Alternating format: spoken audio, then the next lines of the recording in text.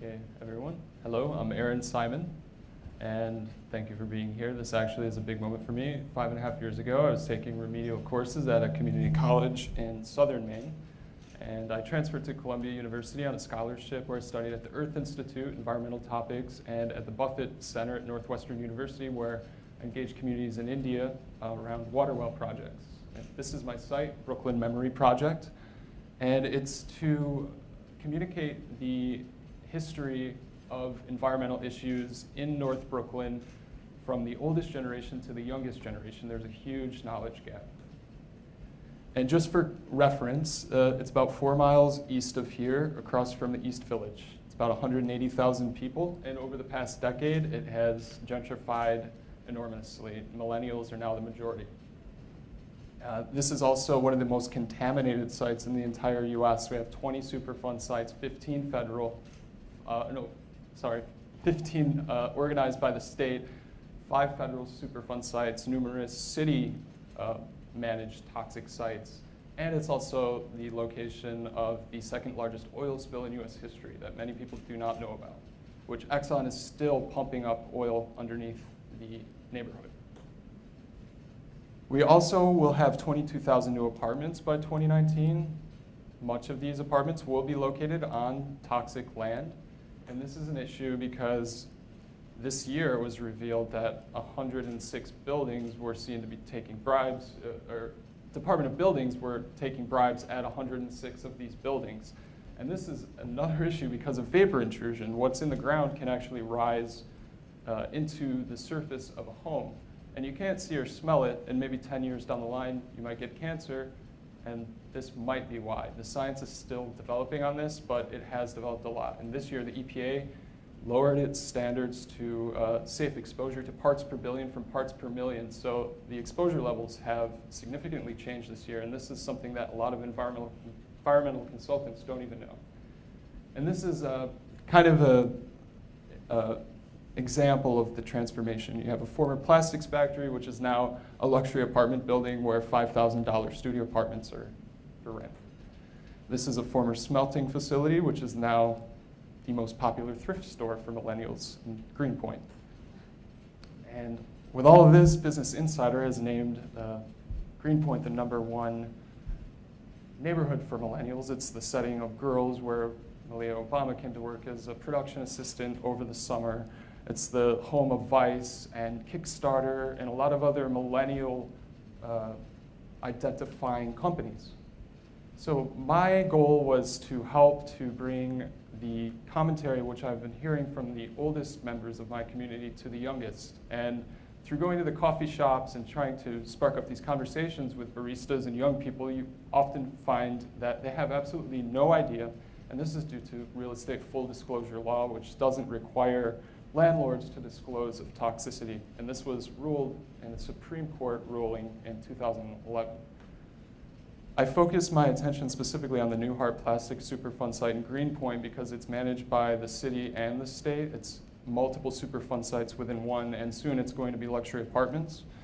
And this video will help you kind of get the idea of the people who live around there. We want the Department of Health here because we don't want to find out that there's a problem. They say, oh yes, it's safe, it's safe, it's safe. Well, then come here and tell me it's safe, sure. And it seems almost like a separate job to have to police the area yourself to make sure that not only It's are not my job, it's somebody else's job, but it is my job because I live here. So I chose to live here, then I guess that's an extra thing I have to do. But it seems like just like we need foot patrol and you need services. I pay taxes. We need services. So the service in this case should include the Department of Health, someone who actually knows what's going on. We shouldn't see digging that we're not sure. The Department of Health has never conducted a door-to-door health study, and people living around the area are very upset that they're so absent from the process. They're located in Albany, and people just really want attention. So what I did was start to write about it on Medium back in July. And this specific article got close to 700 views, which is quite a bit for such a small community. And from this, the owner of Greenpointers reached out to me, and I started to write about it there. I also started to flyer door-to-door for council member Stephen Levin, and knock on doors and try and get people to come to these meetings. And I found that people even living across the street who were my age had no idea that it was contaminated. And I also began a foot patrol at the factory, and I found that utility workers and construction workers have no idea that they're digging on top of toxins, confirming what people around the building have been telling me. And then this Halloween, the developer decided to rent it out for the first time ever and throw a 5,000 plus Halloween party, person Halloween party. I wrote about it that night. It got 300 shares on Facebook. And the following 2 days later was a pre-scheduled Superfund meeting, and we had the largest turnout ever. We had over 100 people. People were very angry, yelling at the developer, and it set off a wave. We got 20 articles from Vice, New York Post, CBS, The Gothamist, and the Assemblyman Joseph Lental, who I'm in an email chain with about the factory, requested that we launch some sort of investigation of these Superfund parties.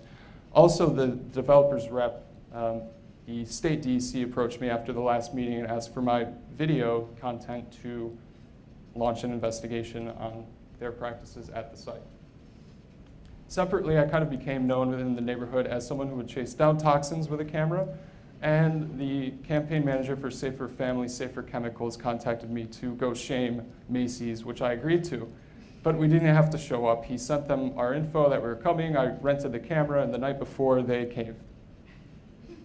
Separately, I've also partnered with the Neighbors Allied for Good Growth, and by going door to door, I found this long-lost health study by Hunter College. It was a door-to-door survey in 1989 of all the chemicals being used in the neighborhood, and this info is going to be integrated into their toxicity map, which was released this last October. You can Google it. It's quite fascinating to click around. I also wrote about it on Greenpointers, and this specific article got 15,000 reaches on Facebook, which is really significant for hyperlocal. And then in November, a month later, Columbia Journalism School relaunched their Brooklyn Inc. Brooklyn publication, which is run by students, and they use two of the same stories with the same images, which I use. So I'm seeing that people are picking up on this, and not only moving forward, do people actually know about the toxins in the area, but I think we'll see more journalists at these Superfund meetings. And my takeaway comes from our social journalism cult leader, Jeff Jarvis, who I adore. And I think as a social journalist, you will ultimately help people reach their potential. Say, do they want people to come to these Superfund meetings, or do you want the Department of Health to come to the next Superfund meeting? They actually did, and for the first time in 8 years, they came to the last Superfund meeting. And I sent my videos to the state DEC and to government agencies, so there's a lot of attention on here, not only from journalists, but from agencies as well. And we are not alone in Greenpoint. There's 1,300 Superfund sites at the federal level across the US. Many of them are abandoned because in 1995, the Superfund program lost funding. Congress did not pass additional funding. It was the first time since it was established in 1980. And the program is just pretty much dead on its feet. So I see a potential for journalists to help pick up the pace as I have. Thank you.